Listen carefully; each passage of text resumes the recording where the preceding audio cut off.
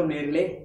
வெற்றி படிக்கட்டு உலகத்தில் நடக்கின்ற செய்திகளையும் உலகத்தை பார்த்த பார்வையிலும் உலகத்தில் எப்படி ஒரு மனிதன் வாழ்க்கையில் வெற்றி பெற்றான் என்பதையெல்லாம் படித்து அறிந்து அந்த கருத்தை உங்களுக்கு தருகிறேன். அப்படித்தான் வாழ்க்கையில் ஒவ்வொருவரும் கிரகித்துக் கொள்ள வேண்டும் என்ற எண்ணம் உடையவன் தான். எதை நாம் அப்சர்வ் பண்ணுகிறோமோ, எதை நாம் எடுத்துக்கொள்ளுகிறோமோ அது நிலைத்து நிற்கும் நம்மிடம். ஒருவர் சொல்லுகின்ற சொல் நல்ல கருத்துள்ளதாக இருந்தால் அது நம்மை வாழ்நாள் முழுதும் வழிநடத்தி செல்லும். கிரகிக்கின்ற தன்மையை நாம் ஏற்படுத்திக் கொள்ள வேண்டும். ஒரு முறை இத்தாலியில் பிறந்த ஒரு தம்பதியருக்கு ஒரு குழந்தை பிறந்தது.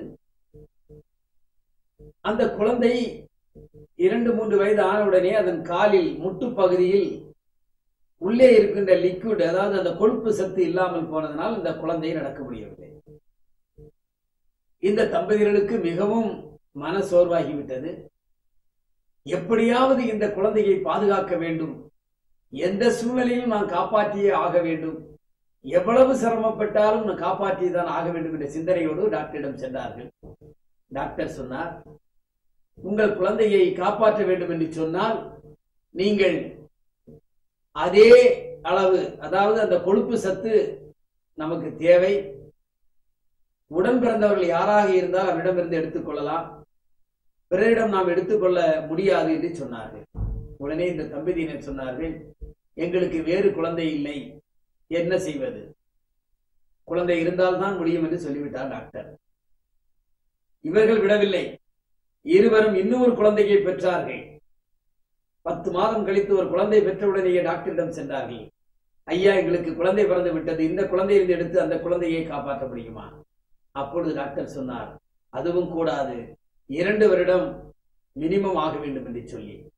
இதற்கிடையிலே இத்தாலியிலே இருந்த பத்திரிகையாளர் எல்லாம் எழுதினார்கள், ஒரு குழந்தையை காப்பாற்றுவதற்காக இன்னொரு குழந்தையை கொடுமைப்படுத்துகிறார்கள், இது மனித நீதிக்கு ஒவ்வாதது, எனவே தடுத்து நிறுத்த வேண்டும் என்று சொல்லி பொதுமக்களும் இலக்கிய பரிசு பெற்றவர்களும் அங்கே குரல் எழுப்பினார்கள். இதையெல்லாம் இவர்கள் ஒன்றும் கண்டுகொள்ளவில்லை.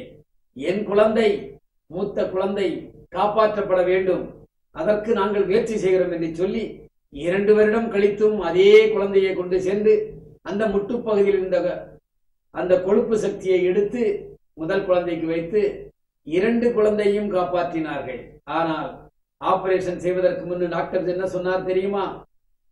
50% தான் உத்தரவாதம் 2 குழந்தைகளுக்கும். எடுக்கின்ற கொழுப்பை எடுக்கின்ற குழந்தையும் வைக்கப் போகின்ற குழந்தைக்குமே 50% தான் உத்தரவாதம் என்று சொன்னார்கள். அந்த நேரத்திலும் கணவன் மனைவி ஒன்றாக நின்று முயற்சி செய்தார்கள், முடிவெடுத்தார்கள். 2 குழந்தையும் வாழ்ந்தால் வாழ வேண்டும், இல்லாவிட்டால் எதையும் நாம் சந்திக்க தயார் என்று அந்த கடைசி நேரத்திலும் அவர்கள் திடமாக இருந்தார்கள். ஆண்டவன் அருளினாலும் அந்த டாக்டரின் செய்கையினால் 2 குழந்தைகளும் அங்கே பிழைத்துக் கொண்டன. புரிந்து கொள்ள வேண்டியது என்ன என்று சொன்னால், ஒரு முடிவு எடுப்பதற்கு முன்பு சிந்திக்க வேண்டும். முடிவு எடுத்த பிறகு எதுவாக இருந்தாலும் அதில் இறங்கி பார்த்து வெற்றியை நாம் ஈட்ட வேண்டும் என்பதுதான் இந்த கருத்துக்கு அடையாளமாக இருக்கும். எனவே வெற்றி படிக்கட்டில் மீண்டும் உங்களை நாளை சந்திக்கின்றேன். நன்றி, வணக்கம்.